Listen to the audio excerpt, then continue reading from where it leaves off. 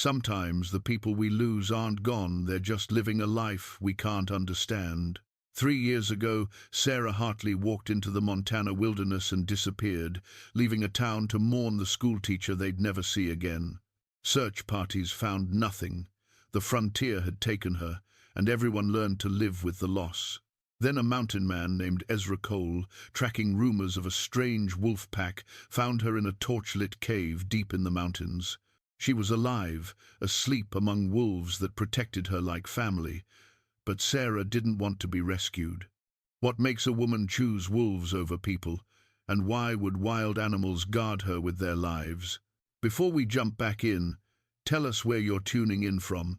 And if this story touches you, make sure you're subscribed, because tomorrow I've saved something extra special for you. Timber Creek wasn't much to look at, even by Montana Territory standards. A dozen weathered buildings huddled along a muddy main street, their false fronts promising more substance than they delivered. The general store doubled as the post office. The saloon served as town hall when needed. A small church with a leaning steeple stood at the far end, its bell calling the faithful every Sunday morning, whether they wanted to come or not. But it was home to near 200 souls, and in 1887 that was enough to matter. Ezra Cole rode into town on a Tuesday morning in late September, his pack-horse loaded with furs from a summer's worth of trapping. He was a tall man, lean as a lodgepole pine, with a face weathered by 58 years of hard living. Grey threaded through his dark beard. His eyes, the color of river stones, held the kind of quiet that made folks uncomfortable. Not because he seemed dangerous exactly, but because he seemed like a man who'd forgotten how to need people. He tied his horses outside Garrett's general store and stood for a moment, letting the town sounds wash over him. Hammer strikes from the blacksmith shop, women's voices drifting from the seamstress, a dog barking somewhere down by the creek. All of it felt foreign after months alone in the high country. Ezra Cole, as I live and breathe. Martha Garrett stood in the doorway of the store, wiping her hands on her apron. She was a stout woman in her 60s, with kind eyes and a tongue sharp enough to keep her husband in line. Thought maybe the mountains had swallowed you whole this year. Not yet, Martha. Ezra touched the brim of his hat. Though they keep trying. She smiled, but it didn't quite reach her eyes. There was something there, a weight that hadn't been present last spring when he'd passed through. Got coffee on? Come in and tell me what you've brought. Inside, the store smelled of leather and tobacco and the peculiar mix of everything a frontier settlement needed to survive. Ezra began unloading his furs, while Martha poured coffee into tin cups. They negotiated prices with the easy rhythm of people who'd been doing business together for years. She was fair, he was reasonable. Money and credit changed hands. You been up in the northern range? Martha asked, too casual. Mostly. Why? She hesitated, glancing toward the back room where her husband was doing inventory. There's been talk. Trappers coming through, saying they've seen strange things up that way. Wolf sign where there shouldn't be wolves. Tracks that don't make sense. Ezra sipped his coffee. He'd heard similar stories from a pair of Salish hunters he'd encountered in July.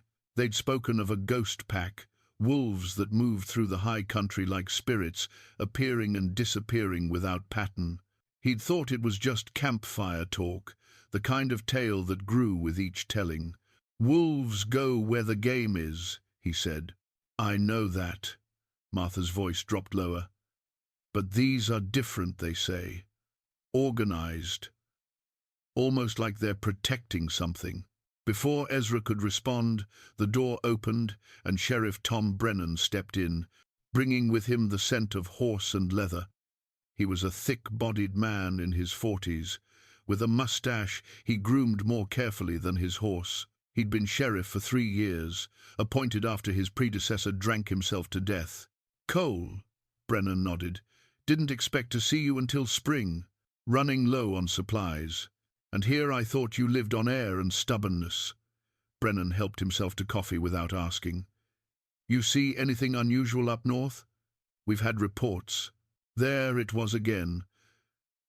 That same question, wrapped in different words. What kind of unusual? Ezra asked. Brennan exchanged a glance with Martha. Wolf activity, more than normal. Some folks think maybe they've found a new denning ground, might be getting aggressive about territory. Ezra had been trapping these mountains for 30 years. He knew wolf behavior better than most. What the sheriff was describing didn't match any pattern he recognized. Wolves didn't just appear in numbers without reason. They followed food, followed season, followed instinct that was older than the mountains themselves. I'll keep an eye out, Ezra said, which wasn't quite a lie. After Brennan left, Martha leaned across the counter. It's been 3 years, Ezra. He didn't need to ask what she meant. Everyone in Timber Creek measured time the same way now, before Sarah Hartley disappeared, and after. I know. Some folks still hold hope. Her sister back east writes every few months, asking if there's been news. Martha's voice caught. Those children she taught, they're growing up now, but they still remember her. Still ask about her. Ezra remembered Sarah Hartley, though he'd only met her a handful of times. She'd arrived in Timber Creek 5 years ago, a young widow from Boston, with a teaching certificate and eyes that carried old sorrow. The town had needed a teacher. She'd needed a new start. It had seemed like providence. She'd been good at her work, patient with the children, creative in her methods. She'd started a small library in the church basement, taught Sunday school, organized a Christmas pageant that the whole town talked about for months. In a place where life was hard and distractions few, Sarah Hartley had been a light. Then, on an October afternoon 3 years ago, she'd told the boarding house owner she was going for a walk. She'd taken nothing but her shawl. When she hadn't returned by sunset, folks had gone looking. By morning, half the town was searching. By the end of the week, they'd covered every trail within 10 miles. Ezra had joined the search, more out of obligation than hope. He'd found nothing. No tracks, no torn clothing, no sign of struggle. The wilderness had simply absorbed her, the way it absorbed everything that wandered too far from the safety of civilization. You were part of the search party, Martha said. You know these mountains better than anyone. Do you think she's still out there? It was the question everyone wanted to ask, but few did. 3 years was a long time. A body could last that long, preserved by cold and elevation, hidden in some rocky crevice where no one would think to look. Or it could be scattered by scavengers, returned to the earth in pieces too small to find. No one survives 3 years alone out there, Ezra said, which was the truth as far as he knew it. Martha nodded slowly. I suppose not. But sometimes I think about her, you know. Wonder what she was thinking, walking out like that. If she was running from something or towards something, if she knew she wasn't coming back.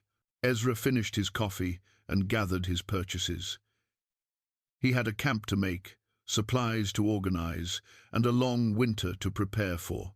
But Martha's words stayed with him as he led his horses out of town and back toward the mountains that had been his home for more years than he cared to count. He'd lost his own wife, Catherine, 5 years ago. Pneumonia had taken her in 3 brutal days, and he'd been powerless to stop it. After the funeral, he'd sold their small ranch and headed for the high country, trading human company for solitude. The grief had been too heavy to carry among people who wanted him to heal, to move on, to be whole again. The mountains didn't expect anything from him. They just existed, indifferent and eternal. There was comfort in that. But now, riding back toward his traplines, Ezra couldn't shake the feeling that something had shifted. The stories about the ghost pack, Brennan's unusual interest, Martha's questions about Sarah Hartley, they all pointed toward something he couldn't quite name. He made camp that night beside a creek that ran clear and cold from the high peaks. As he sat by his fire, eating beans and bacon, he heard wolves singing in the distance. It was a sound as familiar to him as his own heartbeat. But tonight, listening to their voices echo across the darkness, he heard something different in their chorus. It almost sounded like they were calling to something. Ezra banked his fire and rolled into his bedroll, but sleep was slow to come. Tomorrow he'd head north, toward the territory where the ghost pack supposedly roamed. Not because the sheriff had asked, or because of Martha's questions, but because 30 years in these mountains had taught him to trust his instincts, and his instincts were telling him that the wilderness was holding a secret it was almost ready to reveal. Above him, the stars burned cold and distant. Somewhere out there, wolves sang their ancient songs, and Ezra Cole, who had chosen loneliness over the pain of human connection, wondered if maybe, just maybe, he wasn't the only soul who had fled into the wild to escape the unbearable weight of grief. Ezra spent 5 days tracking north, following rumors and instinct in equal measure. The first real sign came on the 3rd day, wolf tracks near a tributary stream, larger than normal and moving with purpose. Not the wandering pattern of a hunting pack, but something more deliberate. They were patrolling. He followed the tracks higher into the mountains, into territory so remote that even experienced trappers avoided it. The terrain grew brutal, shale slopes that could slide out from under a man's feet. Dense pine forests where the sun barely penetrated, ravines that dropped away into darkness without warning. On the 5th morning, Ezra found the silver locket. It hung from a low pine branch beside a game trail, swaying slightly in the mountain breeze. The chain was tarnished but intact. He opened it carefully, his calloused fingers clumsy with the delicate clasp. Inside was a photograph. Faded but still clear enough, a young girl, maybe 4 years old, with ribbons in her hair and a gap-toothed smile. He'd seen Sarah Hartley wear this locket. She'd touched it sometimes while teaching, an unconscious gesture that the children had learned meant she was thinking of something far away and sad. Ezra's pulse quickened. He examined the branch, the surrounding ground. The locket hadn't fallen here by accident. It had been placed deliberately, hung where someone walking this trail would see it, a marker, a warning, or maybe an invitation. He moved forward more carefully now, reading the forest the way other men read books. Fresh wolf scat, still warm, scratch marks on tree bark at shoulder height, wolves marking territory, and something else, something that made the hair on his neck rise. Human footprints, bare, small, alongside the wolf tracks. The trail led him to a ridge overlooking a narrow valley. Below, a waterfall tumbled over black rock, its roar filling the air with white noise. The water fell into a pool that drained into a creek, but there was something odd about the rock face behind the falls. The way the light hit it, the way the water seemed to part slightly in one section. Ezra worked his way down the ridge as the afternoon sun began its descent. He approached the waterfall from the side, moving through the spray until he could see what he'd suspected, a gap behind the falling water, an opening in the rock face large enough for a man to slip through. He hesitated at the entrance. Every instinct he'd honed over 3 decades told him to be cautious. But there was something else, too, something he hadn't felt in years. Curiosity, hope, maybe, though he didn't want to name it that. The passage beyond the waterfall was narrow and slick with moisture. Ezra moved slowly, one hand on the rock wall, letting his eyes adjust to the dimness. After 20 feet, the passage opened up, and he saw the first flicker of firelight. The cave was larger than he'd imagined, a natural cathedral carved by water over countless centuries. Torches burned in crude sconces along the walls, pine branches wrapped with cloth and soaked in animal fat. The flames cast dancing shadows across stone walls marked with strange formations that looked almost deliberate, almost like art. And then he saw the wolves, 7 of them arranged in a loose semicircle near the center of the cave. They'd heard him coming, their ears were forward, bodies tense but not aggressive. The largest, a silver-grey female with pale eyes, watched him with an intelligence that was almost human. She didn't growl, didn't bare her teeth. She simply watched and waited. Beyond the wolves, deeper in the cave, Ezra saw her. Sarah Hartley sat on a pile of furs, her knees drawn up, her hair hanging loose past her shoulders. She wore clothing he didn't recognize at first, leather, crudely sewn but functional, probably deer hide. Her feet were bare. Her face was leaner than he remembered, tanned by sun and weather, with a wildness in her features that transformed her completely. She was awake, watching him with the same careful attention as the wolves. Ezra Cole. Her voice was hoarse, as if she hadn't used it in some time, but steady. "I wondered if it would be you." He couldn't speak at first. The shock of seeing her alive, of seeing her like this, stole his words. The wolves hadn't moved. They remained between him and Sarah, a living wall of fur and muscle. "Miss Hartley," his voice came out rougher than intended, "the town thinks you're dead. I know what they think." She shifted slightly, and the wolves responded immediately, their attention sharpening. "You should leave, Ezra. Go back and tell them you found nothing. It's better that way." "Better for who?" He took a careful step forward. The silver wolf's ears flattened, just slightly. He stopped. "You've been gone 3 years. People grieved for you. There's a memorial stone in the churchyard with your name on it." Something flickered across Sarah's face, pain maybe or regret, but it passed quickly. "I'm sorry for their grief, but that life ended the day I walked into these mountains. I'm not the woman they mourned. You're alive. That's what matters." "Am I?" She stood slowly, moving with a grace he didn't remember. The wolves stood with her, their bodies forming a protective cluster around her legs. "Look at me, Ezra. Really look. Do I seem like someone who belongs in a schoolroom? Someone who could go back to teaching children their letters while the world outside the window calls to me in voices they'll never hear?" He did look. He saw a woman transformed, certainly, but he also saw something else, a calmness, a centeredness that hadn't been there before. The sorrow that had lived in her eyes back in Timber Creek was gone, replaced by something fiercer and more certain. "How did you survive?" he asked. Sarah smiled, a expression both sad and knowing. "I didn't plan to.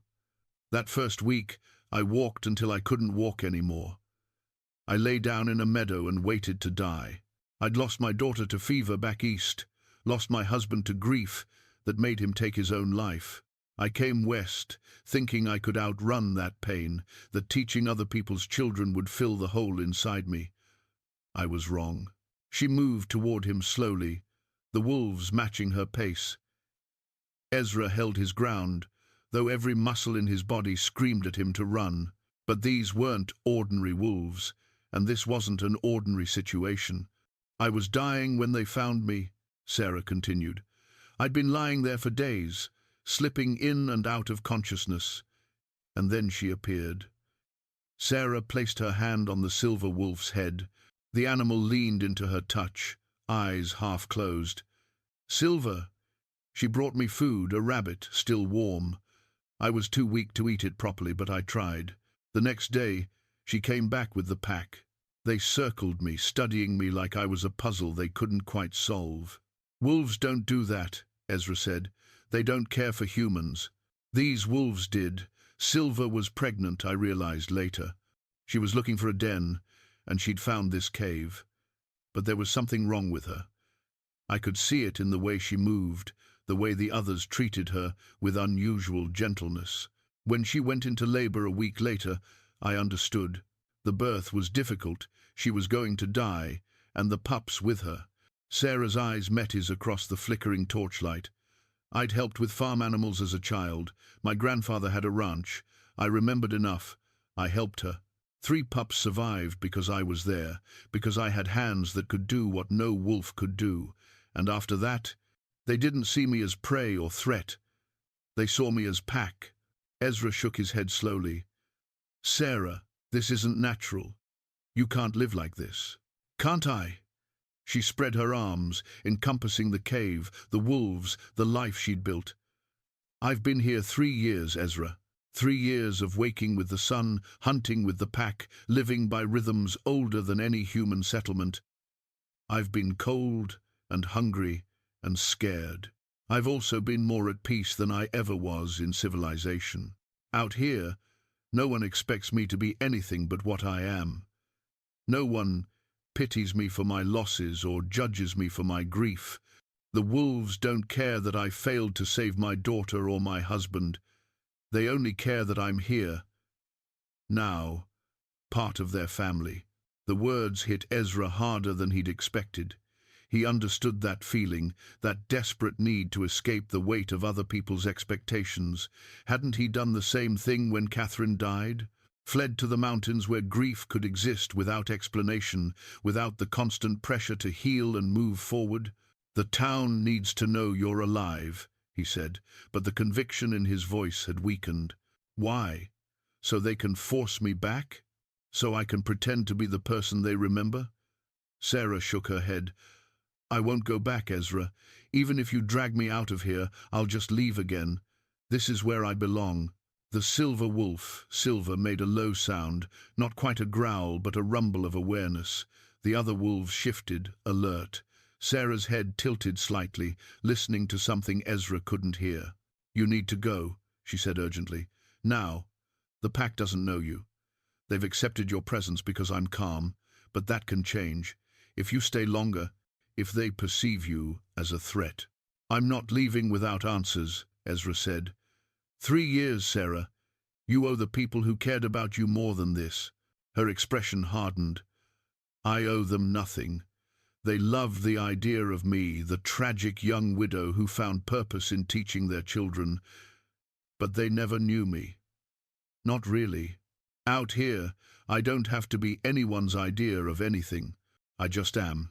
Ezra stood there, caught between duty and understanding, between the civilized world that demanded he bring her back and the wild truth standing before him. The wolves watched with patient intensity, waiting for a signal from their human pack member. Finally, he stepped backward toward the passage. "I'll camp nearby. Tomorrow we talk more. You owe me that much for keeping your secret this long." Sarah considered this, then nodded slowly. "Tomorrow. But Ezra, if you tell anyone I'm here, if you bring people looking for me, you'll never find this place again. The mountains are vast, and I know how to disappear." He believed her. Ezra retreated through the narrow passage, back through the waterfall's spray, into the failing light of late afternoon. His mind reeled with what he'd seen, what he'd learned. Sarah Hartley was alive. She was living with wolves, and she had no intention of returning to the world that mourned her. He made camp a quarter-mile from the falls, in a sheltered spot where he could watch the approaches. As darkness fell and the temperature dropped, he built a small fire and tried to make sense of everything. The woman in that cave wasn't the Sarah Hartley that Timber Creek remembered.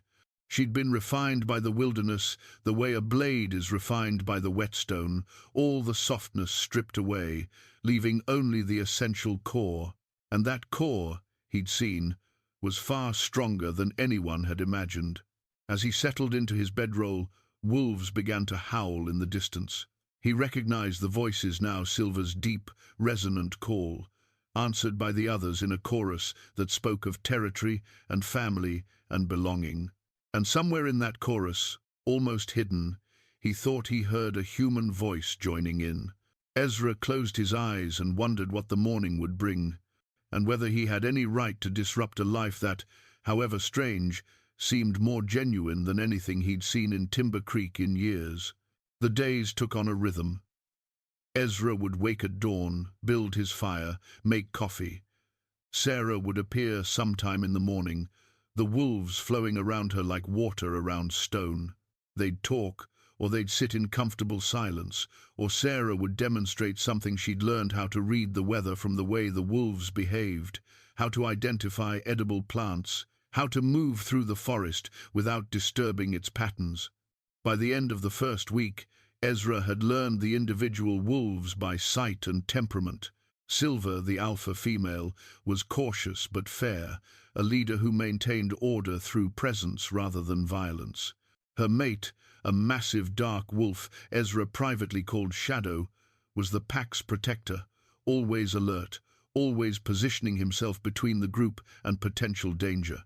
There were the three adolescents. Sarah had helped birth Chase, who was bold and curious, Mist, who was gentle and preferred to stay near Sarah, and Runner, who lived up to his name, constantly ranging far and returning with news of the territory.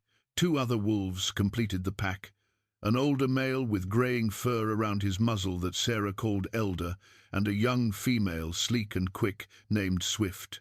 "They have personalities," Ezra observed one afternoon as they watched the pack interact near the stream. Chase was trying to get Runner to play, bowing and wagging, while Runner ignored him in favor of drinking. "I always thought of wolves as, I don't know, more uniform." "People think that about a lot of things until they pay attention," Sarah said. "Chase is impulsive, always getting into trouble. Mist is thoughtful, almost cautious. Runner takes his role as scout seriously, even though he's barely 2 years old. They're individuals, same as us." Ezra watched as Elder approached a disputed resting spot where Swift had settled. The younger wolf immediately yielded, moving without any sign of aggression from the older male. It was done with such subtlety that someone not paying attention would miss it entirely. "How do they make decisions?" he asked. "Together, mostly. Silver and Shadow lead, but the others have voices. I've seen them debate about hunting grounds, yes, debate. They'll gather and vocalize back and forth, reading each other's body language. Eventually, a consensus forms. It's not democracy exactly, but it's not dictatorship either." Sarah paused. "It's more honest than most human decision-making I've witnessed." That afternoon, Sarah invited Ezra to observe a hunt. They followed at a distance as the pack moved through the forest with purpose. Silver led, with Shadow ranging to the flank. The younger wolves spread out in a pattern that seemed random, until Ezra realized they were creating a net, a living trap that would funnel prey toward the strongest hunters. They were tracking an elk, a young bull that had wandered too far from his herd. The hunt took 2 hours of patient stalking before the moment came. Runner spooked the elk toward Shadow, who drove it toward Silver. The kill was quick and efficient. No suffering beyond what was necessary. But what struck Ezra most was what happened after. The pack didn't simply tear into the carcass. There was an order, a ritual. Silver fed first, then Shadow, then the others in descending rank. Sarah waited her turn, and when it came, no wolf challenged her position. She fed after Shadow, but before the adolescents. "You're high in the pack order," Ezra said as they walked back toward the cave, the wolves' bellies full, their mood relaxed. "I earned that position, not through dominance but through contribution. I help with hunts when I can. I helped birth the pups. I tend to injuries using knowledge they don't have. I can make poultices from plants, can set a broken bone. The pack values what I bring." She looked at him. "That's all any of us wants, isn't it? To be valued for what we contribute, not pitied for what we lack." That night, Ezra noticed something odd. After the wolves had settled for sleep, Sarah didn't join them in the main chamber. Instead, she took a torch and disappeared deeper into the cave. The wolves, usually so attentive to her movements, seemed unconcerned. They'd done this before. Ezra waited an hour, then 2. When Sarah didn't return, curiosity got the better of him. He approached the cave entrance quietly. Silver raised her head, watching him, but didn't growl. He took that as permission and slipped inside. The main chamber was empty except for the sleeping wolves. Beyond it, the cave extended into darkness. Ezra could see the faint glow of torchlight far back, flickering against stone walls. He moved toward it, careful and quiet. The passage narrowed, then opened into a second chamber, smaller than the first. Sarah stood in the center, her torch illuminating walls covered in markings. Not the random scratches of animals or water erosion, these were deliberate. Ancient drawings in faded red and black pigment, handprints, symbols that looked almost like writing. "I told you that you weren't ready," Sarah said without turning around. "But you're here anyway. What is this place?" Sacred ground. The wolves know it somehow. They never come back here, never mark this chamber. It's as if they understand it belongs to something older than they are. Ezra moved closer, studying the drawings. He saw animals, bison, elk, wolves. He saw human figures, small and stylized. And he saw something else, symbols he didn't recognize, arranged in patterns that suggested meaning beyond decoration. "How long has this been here?" he asked. "Centuries, maybe longer. I found it 6 months after I arrived, when I was exploring the full extent of the cave system." Sarah's voice held a reverence he'd never heard from her before. The people who made these drawings were long gone before the first white settler came west. This was their holy place, their sanctuary. She moved to a flat section of wall where the drawings were most dense. "I've been documenting everything, the images, the symbols, the way they're arranged. I've compared them to drawings I've seen in books about native peoples. This is significant, Ezra. This is their heritage, their history, preserved in stone." "That's why you can't leave," he said, understanding dawning. "You're protecting this place." "I'm trying to." Sarah set her torch in a natural sconce, her face grave in the flickering light. "2 months ago, I found something while exploring the northern ridges. Survey stakes. Unimize the guard, nut aside with a nut stakes. Fresh-cut timber marking boundaries. Someone is planning to work this land, and they're not concerned with what they might destroy in the process." She pulled a folded paper from inside her leather shirt. It was water-stained and creased, but still legible. Ezra took it, tilting it toward the light. It was a property deed, dated 6 months before Sarah's disappearance. The land described included the entire mountain, the valley, everything surrounding the cave.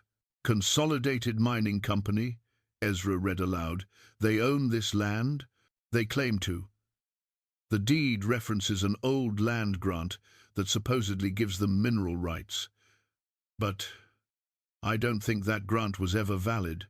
I think they're counting on no one questioning it this far out in the wilderness. What do they want with it? Gold, most likely, or silver. These mountains have veins of both. The company will bring in machinery, tear the mountain apart looking for profit. The cave will be destroyed. These drawings will be lost forever. And the wolves, her voice broke slightly, the wolves will lose their territory. They'll be driven out or killed as threats to the operation. Ezra looked at the ancient handprints on the wall, imagined the people who'd put them there. He thought about the wolves sleeping in the outer chamber, unaware that their home was threatened by forces they couldn't understand or fight. "The town doesn't know about this," he said. "Some do. The company has connections in Timber Creek. I heard rumors before I left, didn't think much of them at the time. But now," she took the deed back, folded it carefully. "If I go back, if I tell people what's here, what do you think happens? They'll call me crazy. 3 years living with wolves? Clearly my mind has gone. And even if someone believes me, what power do I have? I'm a woman, alone, with no legal standing. The mining company has lawyers, has money, has influence. But you have evidence. These drawings, the sacred nature of this place. Evidence only matters if someone with authority cares enough to act on it. And the mining company has made sure the right people are in their pocket." Sarah met his eyes. "Sheriff Brennan's brother-in-law works for Consolidated Mining. Did you know that?" Ezra hadn't known, but it made a sick kind of sense. Brennan's interest in the ghost pack, his questions about unusual activity in the northern range, he hadn't been concerned about public safety. He'd been protecting the company's interests. "So you stayed," Ezra said. "You've been watching, documenting, trying to find a way to stop them." "I stayed because I had nowhere else to go. But once I found this chamber, once I understood what was at stake, yes, I decided to fight. Even if the only weapon I have is my presence, my refusal to let them claim this land unopposed." They stood in silence, surrounded by the ghosts of ancient people and the weight of modern greed. Ezra understood now why Sarah had been so reluctant to share everything. This wasn't just about a woman living with wolves. It was about preservation, about standing against powerful forces that saw the wilderness as nothing more than profit waiting to be extracted. "I'll help you," he said. Sarah looked at him, searching his face for certainty. "You don't know what you're offering. If the company realizes someone is interfering with their plans, I know what I'm offering, and I know that some things matter more than safety or comfort." He gestured to the drawings. "This matters. The wolves matter. If I walk away now, I'm no better than the people who are willing to destroy it all for money." For the first time since he'd found her, Sarah smiled, not the sad half-smile she'd shown before, but something genuine and warm. "Then we have work to do." Over the next week, Sarah showed Ezra everything she'd gathered. Hidden in a dry section of the sacred chamber were bundles wrapped in oiled cloth maps she'd copied from the surveyor's stakes, notes about the mining company's timeline, sketches of the cave drawings, even samples of minerals she'd collected from different sections of the mountain. "I've been preparing for 3 years," she explained, spreading the materials across a flat rock. "At first, I didn't know what I was doing, just gathering evidence because it felt like the right thing. But over time, I've built a case. This land was never properly surveyed. The deed references boundaries that don't match the actual geography. And most important, she pulled out a tattered, water-damaged document that looked official. I found it wedged in a crack in the sacred chamber, probably left by someone decades ago who wanted to preserve it." Ezra examined the document carefully. The text was faded, but he could make out enough references to sacred sites, to land that would remain in perpetuity under the protection of the native peoples who'd inhabited it first. "This could invalidate the mining claim," he said, "if we can get it to the right authorities, if they'll listen to a schoolteacher who's been living with wolves." Sarah's expression was grim. "That's the problem, Ezra. I have evidence, but no credibility. Not anymore. Then we find someone who does." Before Sarah could respond, Silver appeared at the chamber entrance. She was agitated, pacing, making low sounds in her throat. The other wolves had gathered in the main chamber, all of them alert and tense. Sarah was on her feet immediately. "Something's wrong." They followed Silver out of the cave and into the late afternoon light. The whole pack was there now, positioned in a defensive formation facing north. In the distance, Ezra heard what had them worried: howling. Multiple wolves, different voices than the pack he'd come to know. "The rival pack," Sarah said quietly. "They've been testing the boundaries for weeks, but this is the closest they've come." Over the next hour, they watched as the situation escalated. The rival pack appeared on a ridge across the valley, 9 wolves, larger and more aggressive in their bearing. Their alpha was a massive grey male, with battle scars visible even from a distance. They were displaced wolves, Sarah explained, pushed from their original territory by early mining surveys the company had conducted to the north. "They need new territory," she said, "and our pack is defending a larger range than usual because they're protecting the cave, protecting me. The rivals see weakness in that overextension." For 3 days, tensions mounted. The packs engaged in distant posturing, howling contests, scent marking along disputed boundaries, brief confrontations that ended with both sides backing down. But Ezra could see the strain it was putting on Sarah's pack. They were exhausted, constantly vigilant, unable to hunt properly while defending such a large area. On the 4th day, the confrontation turned violent. It happened quickly. Chase, the impulsive adolescent, had ranged too far while scouting. The rival pack cornered him in a rocky draw. By the time Silver and Shadow reached him, he was bleeding from a gash on his shoulder. 3 rival wolves harrying him from different angles. The fight that followed was brief but brutal. Silver drove off 2 of the attackers while Shadow engaged the 3rd. Chase managed to break free, limping badly, but he'd taken serious damage. Sarah and Ezra reached them as the pack was retreating toward the cave. Chase was struggling to walk, blood matting his fur. His breathing was labored, and one leg wouldn't bear weight properly. "Help me get him back," Sarah said urgently. Together, they supported the young wolf, while the rest of the pack formed a protective circle. It took an hour to reach the cave, and by then, Chase was barely conscious. Sarah laid him on furs in the main chamber and began examining his wounds by torchlight. "The shoulders deep but clean," she said, her hands moving with practiced efficiency.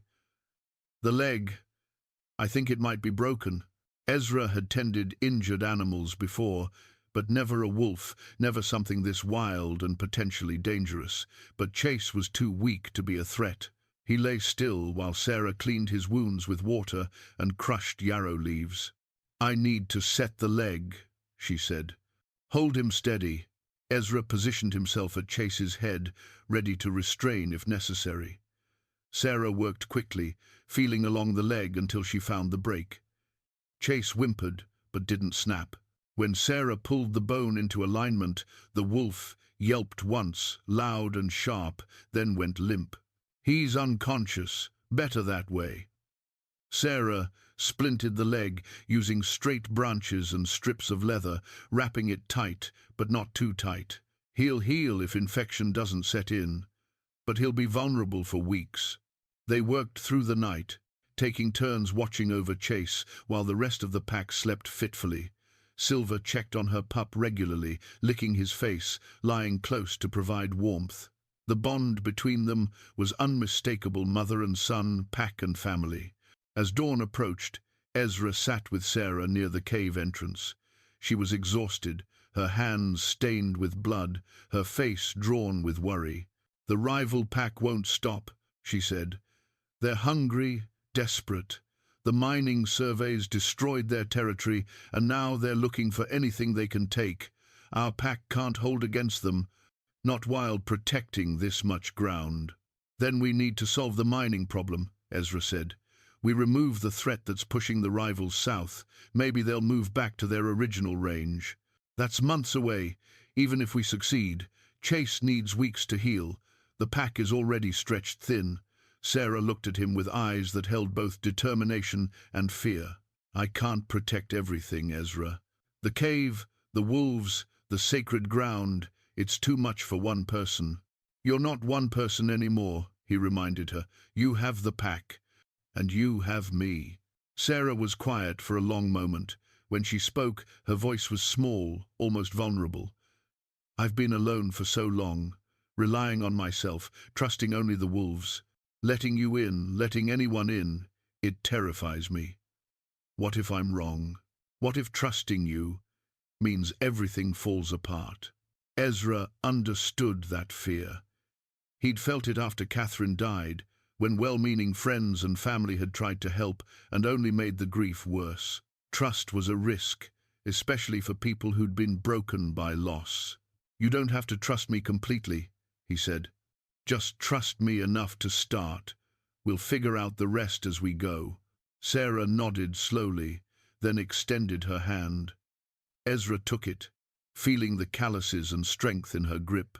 It was a small gesture, but it meant everything. An agreement between two wounded souls to stand together against forces larger than either of them alone. In the cave behind them, Chase stirred in his sleep. Silver raised her head, watching. The pack was wounded, but not broken. The sacred chamber waited in the darkness, its ancient drawings patient and eternal. And somewhere to the north, the mining company's plans moved forward, unaware that two people and a pack of wolves were preparing to stand in their way. Chase recovered slowly over the next 2 weeks. The young wolf's resilience amazed Ezra. Within days, he was putting weight on the injured leg, and within a week, he was moving around the cave under his own power. Sarah tended him with a mixture of wilderness medicine and gentle care that would have impressed any frontier doctor. But the situation with the rival pack grew worse. They'd tasted blood, sensed weakness. Every few days, they'd probe the territory boundaries, forcing Sarah's pack to respond. The constant vigilance was wearing everyone down. It was during one of these tense standoffs that Sarah made her decision. "I need to show you something," she told Ezra one morning. "The real reason I can never leave. even if the wolves didn't need me. She led him deeper into the cave system than he'd been before, past the sacred chamber with its ancient drawings, into passages that twisted and descended into the heart of the mountain. The air grew cooler, damper. Their torches cast wild shadows on walls that narrowed to barely shoulder width in places. After 20 minutes of careful navigation, the passage opened into a cavern so large their torchlight couldn't reach the far walls. The sound of water echoed in the darkness, an underground river flowing somewhere below, but what caught Ezra's attention were the signs of human activity. Old mining equipment lay scattered across the cavern floor, rusted picks, broken timbers, the remains of ore carts on twisted rails.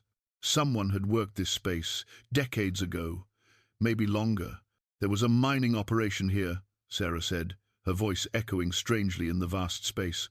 Small scale, probably from the 1,840 seconds or 50 seconds, long before Timber Creek existed. They dug into the mountain looking for gold or silver, found something, then abandoned it. She led him to a section of wall where the natural rock had been broken open, creating a shaft that disappeared into darkness. Around the opening, someone had piled stones in a deliberate pattern, a warning marker, in the style of native peoples.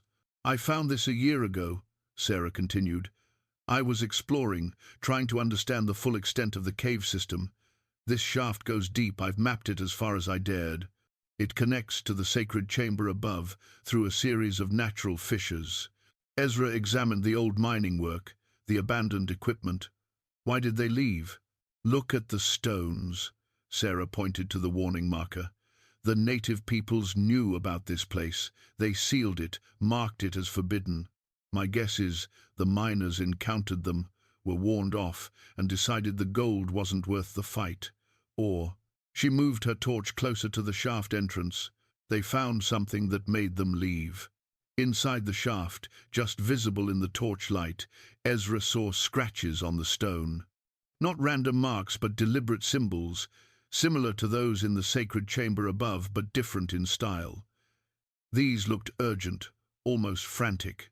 "What is this place?" he asked. "A burial site? Maybe more a place of power, of deep spiritual significance. The drawings upstairs are reverent, carefully made. These markings," Sarah traced one with her finger. "These are protective wards, warnings. The people who made them wanted to ensure this place was never disturbed." She moved to a natural shelf in the rock and pulled out a bundle wrapped in oiled canvas. Inside were more documents, official papers, letters, maps, but also artifacts, stone tools, fragments of pottery, beadwork that still held traces of its original colors.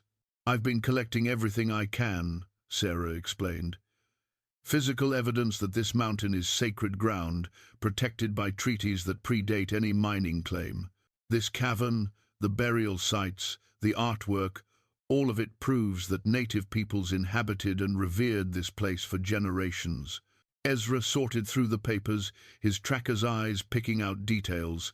Survey maps that didn't match the mining company's claims. Letters between government officials discussing land rights. And one document that made his blood run cold.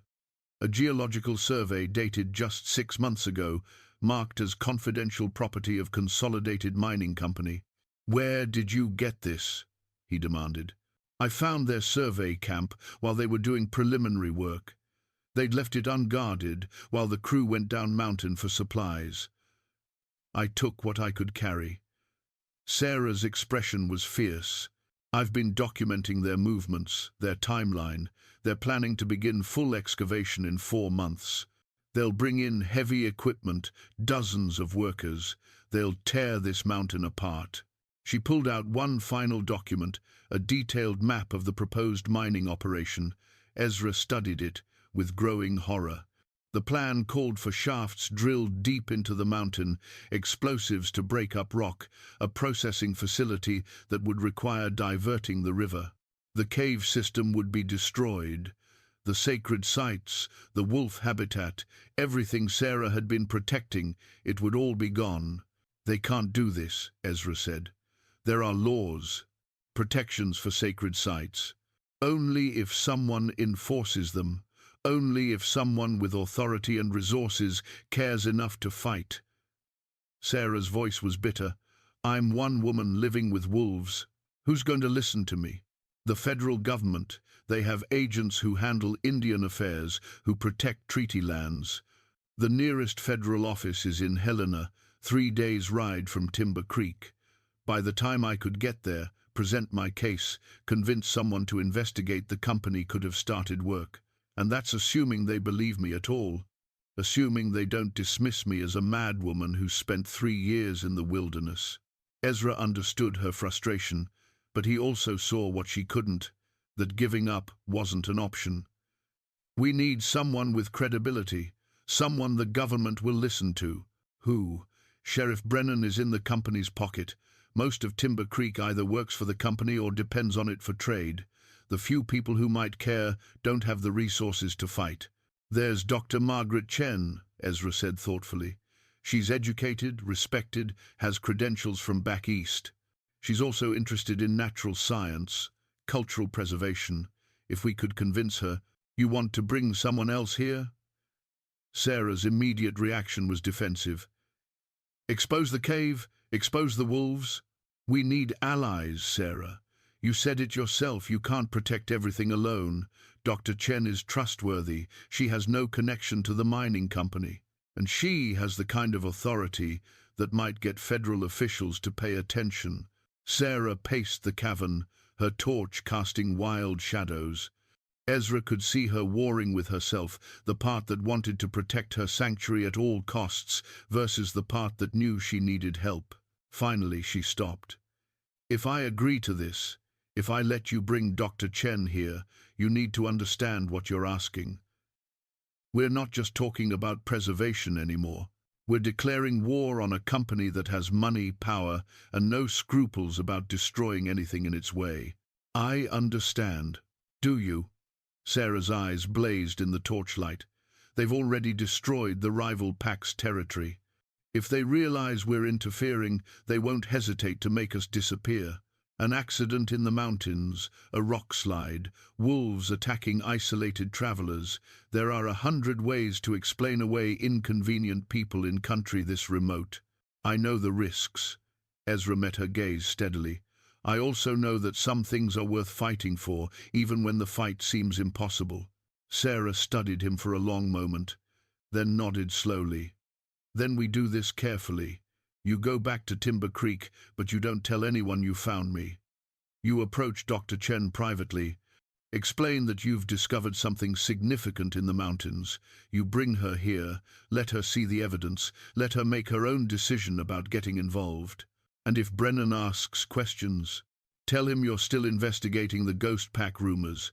Tell him you need more time, whatever keeps him from getting suspicious. She gathered the documents back into their protective wrapping. How long will it take? 3 days there, a day to convince Dr. Chen, 3 days back, a week, maybe a little more. A week.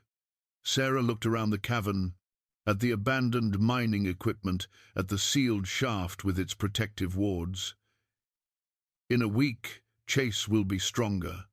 The pack can hold the territory that long, and maybe... She paused, something vulnerable crossing her face. Maybe having help won't be as terrifying as I think. They made their way back through the passages to the main cave. The pack was scattered across the chamber, some sleeping, others grooming, living their lives in the pattern they'd maintained for generations. They didn't know their world was threatened. They just knew this was home, and Sarah was part of it. That night, Ezra sat by his fire, making preparations for the journey back to Timber Creek. Sarah appeared at the edge of the firelight, swift and mist at her sides. I'm trusting you, she said quietly. With my life, with the pack's lives, with everything I've been protecting. Don't make me regret it. I won't. How can you be sure? Ezra looked up at her. This woman who'd chosen wolves over civilization, who'd stood alone against impossible odds for 3 years. Because I know what it's like to lose everything that matters. I won't let that happen to you. Sarah nodded. Then did something unexpected. She stepped forward and embraced him, quick and fierce. "Be careful. The company has eyes everywhere." As she disappeared back into the cave, Ezra felt the weight of responsibility settle onto his shoulders. He was leaving the relative safety of the wilderness to walk back into a web of corruption and greed. But he carried with him evidence that could change everything, and the trust of a woman who'd stopped trusting the world long ago. Above him, stars burned cold and distant. Somewhere in the darkness, wolves sang their nightly chorus, and Ezra Cole, who'd spent 5 years hiding from life, prepared to step back into it with purpose. The journey back to Timber Creek took 3 hard days. Ezra pushed himself, covering ground quickly while staying alert for any sign he was being watched. Sarah's warning about the company having eyes everywhere stuck with him. In country this remote, a man traveling alone was always vulnerable. He reached the town just after sunset on the 3rd day, his horses tired, his own body aching from the pace he'd set. The main street was quiet. Most folks had gone home for supper. Warm light glowed from windows. The smell of wood smoke and cooking meat drifted on the evening air. It should have felt welcoming, but Ezra saw it differently now. Somewhere in this peaceful-seeming town, people were planning to destroy a sacred mountain for profit. He stabled his horses at the livery and walked to the boarding house where he usually stayed when in town. Martha Garrett was there, helping her sister who ran the place. Her face lit up when she saw him. "Ezra Cole, you're back sooner than I expected. Find anything interesting up north?"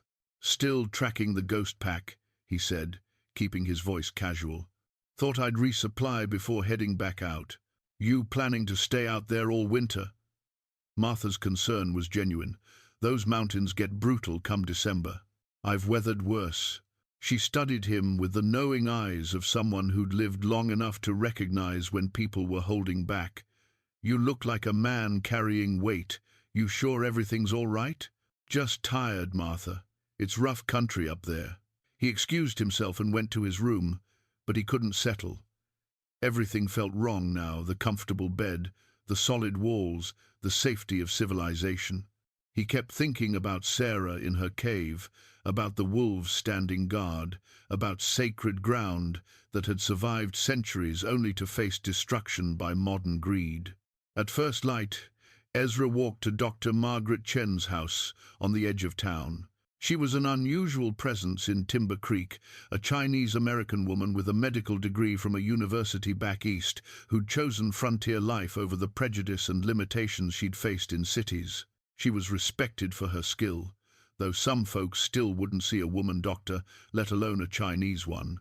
Her house was small but well kept, with a garden that somehow thrived despite the harsh climate. Ezra found her in her study, surrounded by books and scientific journals, a cup of tea steaming at her elbow. "Mr. Cole," she looked up, surprised. "I wasn't expecting you."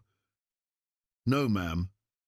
I need to speak with you about something important, something confidential." Dr. Chen's expression shifted to careful attention. She was in her early 40s, with sharp eyes that missed little and a directness Ezra appreciated. "Please, sit. What is this about? I need your word that what I'm about to tell you stays between us. No matter what you decide to do with the information, you have it." Ezra took a breath and began. He told her about the ghost pack, about tracking them to the cave. He told her about finding Sarah Hartley alive, living with wolves in a way that defied everything civilized people understood about the natural world. He told her about the sacred chamber with its ancient drawings, about the mining company's plans, about the evidence Sarah had gathered. Dr. Chen listened without interrupting, her face revealing nothing. When Ezra finished, she sat in silence for a long moment. "You're asking me to believe," she said finally, "that Sarah Hartley has survived 3 years in the wilderness, living with a wolf pack, and has single-handedly been fighting to preserve sacred ground from a mining operation. I'm not asking you to believe anything. I'm asking you to come see for yourself." "Why me?" "Because you have credentials that matter. because you're interested in natural science and cultural preservation, because you have no ties to the mining company. Ezra leaned forward. And because Sarah needs an ally who can't be easily dismissed as crazy or unreliable. Dr. Chen stood and paced to the window, looking out at her garden. If what you're saying is true, the artifacts alone would be significant. The cultural implications, the scientific value. She turned back to him. But you're also describing an impossible situation. A woman living as part of a wolf pack goes against everything we understand about animal behavior. I know how it sounds. That's why I need you to see it. And if I refuse, then Sarah stays out there alone, fighting a battle she can't win, and a sacred site gets destroyed because no one with authority cared enough to investigate. Dr. Chen returned to her chair, studying Ezra with those sharp eyes. You've changed since I saw you last spring. You seem, I don't know, more alive somehow. As if you've remembered, there are things worth caring about. The observation caught Ezra off guard. He'd been so focused on Sarah's mission that he hadn't examined his own transformation. But Dr. Chen was right. Somewhere in the past weeks, he'd stopped just surviving and started living again. Will you come? He asked. Give me a day to prepare. I'll need my camera equipment, supplies for documentation.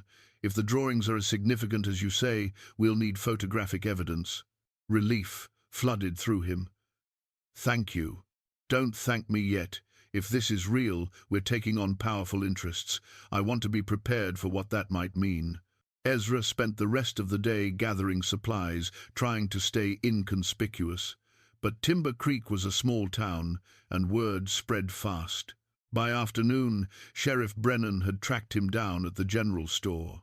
Cole. Brennan's voice was friendly, but his eyes were calculating. Heard you came back from the mountains. Any luck with those wolves? Still tracking them. Heading back out tomorrow. Tomorrow? Brennan's eyebrows rose. You just got back. Don't you need rest? I'm fine.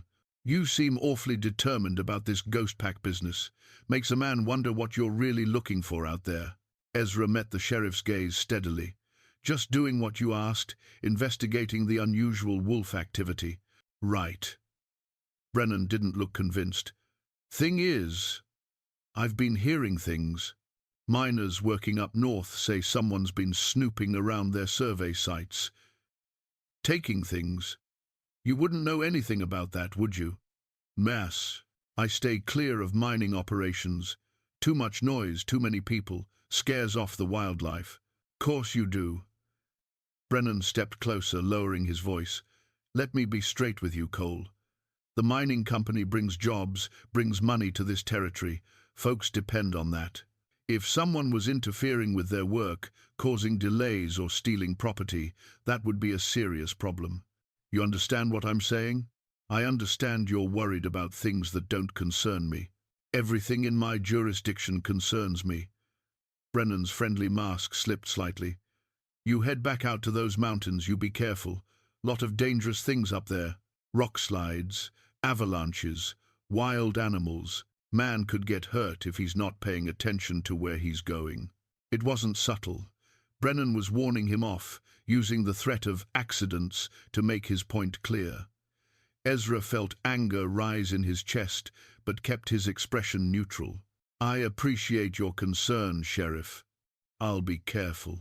That evening, Dr. Chen came to his room at the boarding house after dark. She carried a large pack and her photographic equipment in a sturdy case. We leave before dawn, she said quietly. I told my neighbors I'm going to visit a patient in the hills. That should buy us a week before anyone gets suspicious. Brennan's already suspicious. He warned me off this afternoon. Dr. Chen's expression hardened. Then we don't have much time. If the company realizes we're investigating, they might move their timeline up. They left Timber Creek in the pre-dawn darkness, 2 riders heading north with pack horses carrying supplies and equipment. Ezra set a fast pace, but not so fast as to exhaust the horses. They had 3 days of hard riding ahead. On the second day, They spotted riders in the distance, two men on a ridge, watching. Dr. Chen noticed them too. "Company scouts?" she asked. "Maybe. Or just trappers." But Ezra didn't believe it, and neither did Dr. Chen. They'd been marked, their journey noted. When they made camp that night, Ezra kept watch while Dr. Chen slept. The wilderness that had always felt like sanctuary now felt exposed, dangerous. They reached the waterfall on the afternoon of the third day. Ezra helped Dr. Chen navigate the slippery passage behind the falls, his torch lighting the way. As they emerged into the main cave chamber, the wolves were waiting. Dr. Chen froze at the sight of them, 7 pairs of eyes reflecting torchlight, 7 wolves arranged in a defensive formation that spoke of intelligence and purpose. Then Sarah stepped forward from deeper in the cave, and Dr. Chen's breath caught. "Miss Hartley?" The doctor's voice was barely a whisper. "You're alive." "Dr. Chen." Sarah nodded, her posture wary but not hostile. Ezra said, "You might be willing to help." Dr. Chen seemed at a loss for words, her scientific mind struggling to process what her eyes were seeing. "This is impossible." "So I've been told." Sarah moved closer, the wolves parting to let her through. "But here I am anyway." Over the next hour, Sarah showed Dr. Chen everything: the sacred chamber with its ancient drawings, the evidence she'd gathered about the mining operation, the artifacts and documents hidden in the deeper caverns. Dr. Chen moved through it all in a daze, occasionally stopping to photograph or take notes, her hands shaking slightly. When they finally returned to the main chamber, Dr. Chen sat heavily on a rock outcropping. "This changes everything. The cultural significance alone, these drawings, these artifacts, they prove continuous habitation and sacred use going back centuries. The mining claim can't possibly be valid." "Can you help us prove that?" Sarah asked. "I can document everything. I can write reports, submit them to federal authorities." "But Sarah," Dr. Chen looked at her seriously, "the moment we do this, you become visible again. People will know you're alive. There will be questions, demands, expectations." "I know." Sarah's voice was steady. "I've had 3 years to prepare for that. I'm ready to face it, as long as it means protecting this place." Ezra felt something shift in that moment, a transition from preparation to action, from planning to commitment. They had the evidence. They had an expert witness. Now they just needed to get the information to someone who could act on it before the mining company realized what was happening. "The nearest federal marshal is in Helena," Dr. Chen said. "If we can get this evidence to him, along with my professional assessment, he'd be obligated to investigate." "That's a 6-day round trip," Ezra calculated. "Can the pack hold the territory that long?" Sarah looked at her wolves, at Silver watching them with patient intelligence. "We'll have to. This is our only chance." "Then I leave tomorrow," Dr. Chen said. "I'll ride hard, present everything to the marshal, and pray he takes it seriously." "Not you," Ezra said. "You stay here, continue documenting. I'll go. I know the fastest routes, and I can handle myself if the company tries to interfere." "Ezra," Sarah started to protest. "She's right, and you know it. You need to stay with the pack. Dr. Chen needs to finish her documentation. I'm the only one who can make this ride." Sarah studied him, and he saw the conflict in her eyes, the need to protect her sanctuary versus the knowledge that sometimes protection meant letting others take risks on your behalf. "All right," she said finally, "but you need to know what you're riding into. If Brennan gets word that you're going to Helena, if the company realizes what you're carrying, I'll be careful." Careful might not be enough. Sarah pulled something from her pouch, a small token carved from bone, a wolf's head with remarkable detail. "Take this. If you need to prove I sent you, show this to the marshal. He'll know it's genuine." Ezra took the carving, felt its weight in his palm. It was more than a token, it was a symbol of trust, of the alliance they'd built. "I won't let you down." As Ezra prepared his gear for the journey to Helena, the wolves gathered near the cave entrance. They seemed to sense something important was happening, their attention focused and alert. Silver approached him, studied him with those pale eyes, then touched her nose to his hand, a gesture of acceptance that made Sarah's eyes widen. "She's never done that with anyone but me," Sarah said softly. "What does it mean?" "It means she trusts you, that you're packed now." Outside, thunder rumbled in the distance. A storm was coming, and with it, the final confrontation that would determine whether a sacred mountain survived or fell to the relentless machinery of profit and progress. Sarah knew something was wrong before she saw the smoke. The wolves were agitated, pacing, their attention fixed on the northern ridge. Silver stood at the cave entrance, ears forward, a low growl rumbling in her chest. Even the injured Chase struggled to his feet, favoring his healing leg but ready to fight. Dr. Chen emerged from the sacred chamber where she'd been photographing the final sections of drawings. "What is it?" "Company men," Sarah said grimly. "They're early." They climbed to a vantage point above the cave and saw the column of workers making their way up the mountain, 24 men, pack mules laden with equipment, axes and saws, glinting in the morning light. They were making camp at the base of the valley, right where the mining operation would begin. "They're not supposed to start for months," Dr. Chen said, disbelief in her voice. "They know we're on to them. Brennan must have warned them." Sarah's jaw clenched. "They're going to rush the work, destroy evidence before any federal authority can investigate. We have to stop them." "How? We're 2 women and a wolf pack against 24 armed men." But even as Sarah said it, she was already planning. The wolves couldn't fight humans with guns that would be suicide, but they could use the terrain, use fear, use the natural advantage of defending ground they knew intimately. Over the next hours, Sarah and Dr. Chen worked frantically.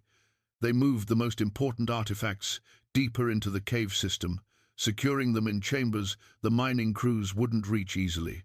They documented everything they could with Dr. Chen's remaining photographic plates. They prepared. That afternoon, 3 men broke off from the main camp and started climbing toward the waterfall. Scouts, looking for the best route for heavy equipment. Sarah watched from hiding as they approached. Wolves crouched in the brush around her. "Not yet," she whispered to Silver. "Let them get close." The men reached the waterfall, stood marveling at it. One pulled out surveying equipment. That's when Sarah gave the signal. The wolves emerged from the forest like ghosts, 7 of them forming a semicircle around the scouts. They didn't attack, they didn't need to. The sheer presence of that many wolves, working together with obvious intelligence, was enough to send the men scrambling backward, shouting in panic. They retreated down the mountain at a run, not stopping until they reached camp. Sarah could hear the commotion even from a distance, imagined the story being told with wild gestures and disbelieving reactions. Men didn't expect wolves to hunt them, to coordinate like military units. The fear would spread through the camp like wildfire. But fear wouldn't stop them forever. That night, fires blazed in the workers' camp. Sarah watched from her ridge, Dr. Chen beside her. "They'll come in force tomorrow," Dr. Chen said quietly. "Fear will only delay them so long. Eventually, greed wins. Then we hold them 1 more day. Give Ezra time to reach Helena. Time to get help." Sarah looked at the older woman. "You should leave. Get down mountain while you can. This isn't your fight." "Yes, it is." Dr. Chen's voice was firm. "The moment I saw those drawings, the moment I understood what was at stake, it became my fight too. I'm not leaving." Far to the north, Ezra Cole rode through darkness, his exhausted horse stumbling with fatigue.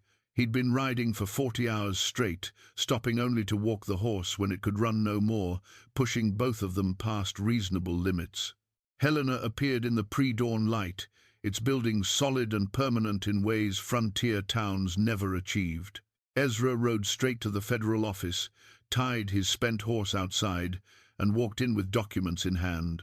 The marshal was a lean man in his 50s, named Warren Kane, with grey hair and the kind of eyes that had seen everything twice. He listened to Ezra's story with growing intensity, examining the photographs, reading the documentation, studying the treaty fragments. "This is substantial," Kane said finally. "But you're asking me to stop a legally sanctioned mining operation based on evidence collected by a woman who's been missing for 3 years, documented by a doctor with no archaeological credentials. I'm asking you to investigate before irreplaceable cultural heritage is destroyed. Send your own experts if you don't trust ours. But send them now, today, before the company starts blasting." Kane stood, paced his office. "If I do this, if I'm wrong, the political fallout will end my career. The mining company has powerful friends in territorial government. And if you don't," Ezra said quietly, "sacred ground gets destroyed, and you'll have to live with knowing you could have stopped it." The marshal studied him for a long moment. "You rode hard to get here. Why does this matter so much to a mountain man who spent years avoiding people? Because sometimes running from life means missing the things worth living for. And that mountain, those wolves, that woman who chose wilderness over surrender, they're worth fighting for." Kane nodded slowly, then called for his deputies. "Get horses ready. We ride in 1 hour. Send a wire to the territorial governor's office. Tell them we're investigating possible treaty violations and federal crimes. And someone get this man coffee before he falls over." Ezra sagged against the wall, exhaustion crashing over him now that he'd completed his mission. He'd made it. Help was coming. He just prayed it would arrive in time. The mining crew made their move on the morning of the 3rd day. 20 men, armed and determined, started up the mountain with equipment and explosives. Sarah watched them come, her heart pounding, knowing the wolves couldn't stop this many humans. They could delay, harass, create obstacles, but eventually numbers would win. Dr. Chen had set up a defensive position near the cave entrance, camera ready to document whatever happened. "We bear witness," she said firmly. "Even if we can't stop them, we make sure the world knows what was destroyed." The workers reached the halfway point when Sarah heard something that made her breath catch hoofbeats, many of them coming fast from the north. She turned to see riders cresting the ridge, a column of federal marshals with Ezra Cole leading them. Marshal Kane rode at the front, his badge glinting in the morning sun. Behind him came 6 deputies, all armed, all wearing the authority of the federal government. They positioned themselves between the mining crew and the sacred mountain, and Kane's voice rang out across the valley. "By order of the United States federal government, this operation is suspended pending investigation of treaty violations and illegal trespass on protected lands. All workers are to cease activity immediately and return to camp." The mining foreman, a thick-set man with a face like carved granite, pushed forward. "We have legal claim to this land, signed, sealed, and registered. Your claim is under review. The documents we've examined suggest significant irregularities in the original land grant." Kane gestured to his deputies. "These men will escort you off the mountain. You can contest our authority in federal court. The company won't stand for this. The company can take it up with the territorial governor, who's been informed of this situation. Now move your crew down mountain, or I'll arrest every man here for interfering with a federal investigation." It took another hour of tense standoff, but eventually the mining crew began their retreat. Consolidated Mining's foreman made threats about lawyers and political pressure, but he went. The workers went. The equipment was packed up and hauled away, leaving the mountain quiet once more. Sarah emerged from hiding as the last of the crew disappeared down the trail.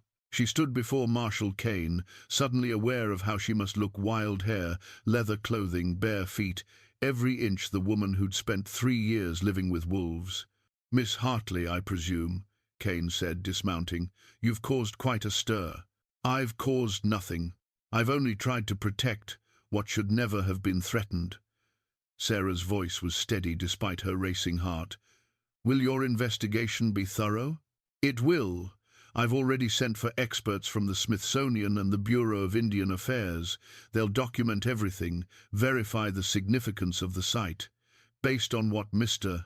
Cole has shown me, I believe we can prove the original land grant was fraudulent. This mountain will be designated protected territory. And the wolves? Protected as well. The whole area will be preserved. Kane studied her with frank curiosity. The question is, what about you? You've been declared dead. People mourned you. Coming back will be complicated. Sarah looked at Dr. Chen, who joined them, then at Ezra, who watched from his exhausted horse with quiet pride. She thought about the wolves waiting in the cave, about the 3 years she'd spent learning to live in her own skin without apology or explanation. I don't want to come back, she said. Not to what I was before. But I can't hide forever either. Dr. Chen stepped forward. I have a proposal. The federal government will need someone to oversee this protected site. Someone who understands both its cultural significance and its natural ecosystem. Miss Hartley is uniquely qualified. She could serve as official guardian and researcher, documenting the wolves, maintaining the sacred sites, educating others about preservation. Kane considered this unorthodox, but not without precedent. There are forest rangers, wilderness guides employed by the government. Miss Hartley would need to agree to certain conditions, regular reports, occasional inspections, cooperation with scientific teams. I can do that, Sarah said, as long as I can maintain my relationship with the pack, as long as the mountain is protected. Then we'll make it official. Kane extended his hand. Welcome to federal service, Miss Hartley. Over the next weeks, the transformation became official. The Smithsonian sent archaeologists who documented the sacred chamber in detail, publishing papers that brought national attention to the site. The Bureau of Indian Affairs confirmed the treaty violations, and Consolidated Mining's claim was voided. Sheriff Brennan resigned under pressure, his connection to the company exposed. Sarah built a small cabin near the cave, a place to meet with officials and visiting researchers, though she still spent most nights with the wolves. Dr. Chen became a regular visitor, continuing her documentation of the pack's behavior and the site's cultural significance. And Ezra Cole, who'd spent 5 years running from Human Connection, found himself staying. He built his own cabin a mile from Sarah's, close enough to help, but far enough to respect her need for wilderness. He became assistant guardian of the protected lands, using his tracking skills to monitor the territory. The rival wolf pack, no longer pressed by mining activity, moved back to their traditional territory. Chase's leg healed completely, and he grew into a strong, confident wolf. Silver's pack thrived, protected by federal law and by a woman who'd chosen them over civilization. On a crisp autumn evening, exactly 4 years after Sarah had walked into the wilderness expecting to die, she stood on her familiar ridge, watching the sun set over the protected mountain. Dr. Chen sat beside her, and Ezra stood nearby, the 3 of them comfortable in shared silence. "Do you ever regret it, Doctor?" Chen asked. "The life you gave up, the person you used to be." Sarah thought about Mary, about the grief that had driven her into the wild. She thought about the wolves who'd saved her, and the sacred ground she'd fought to protect. She thought about finding purpose in the last place she'd expected. "I regret nothing," she said simply. "I lost my way for a while, but the wilderness showed me who I was meant to be. Not the person others needed me to be, but who I am when all the pretense falls away." Below, the wolves began their evening song. Sarah joined them, her voice rising with theirs, in a chorus that spoke of belonging and freedom and the fierce joy of living true to one's nature. Ezra listened, and for the first time in 5 years, he felt something close to peace. The mountains had given him what civilization never could not escape from grief, but transformation through it. Like Sarah, like the wolves, he'd found his place in the wild spaces between human expectation and authentic existence. As stars appeared in the darkening sky, Sarah descended to the cave where her pack waited. Tomorrow, Scientists would arrive to continue their documentation. Next week, she'd submit her monthly report to the federal government. But tonight, she was simply part of the pack, a woman who'd chosen wolves and wilderness and won the right to live on her own terms. The frontier was changing, growing more civilized with each passing year. But here, on this protected mountain, a different kind of civilization thrived, one built on respect for what came before, on preservation rather than conquest, on the radical idea that some things mattered more than profit or progress. Sarah Hartley had walked into the wilderness to die 3 years ago. Instead, she'd found a way to live, and in saving a sacred mountain and its wolf pack, she'd saved herself. The wolves sang, the mountain stood eternal, and a woman who'd been lost had finally found her way home.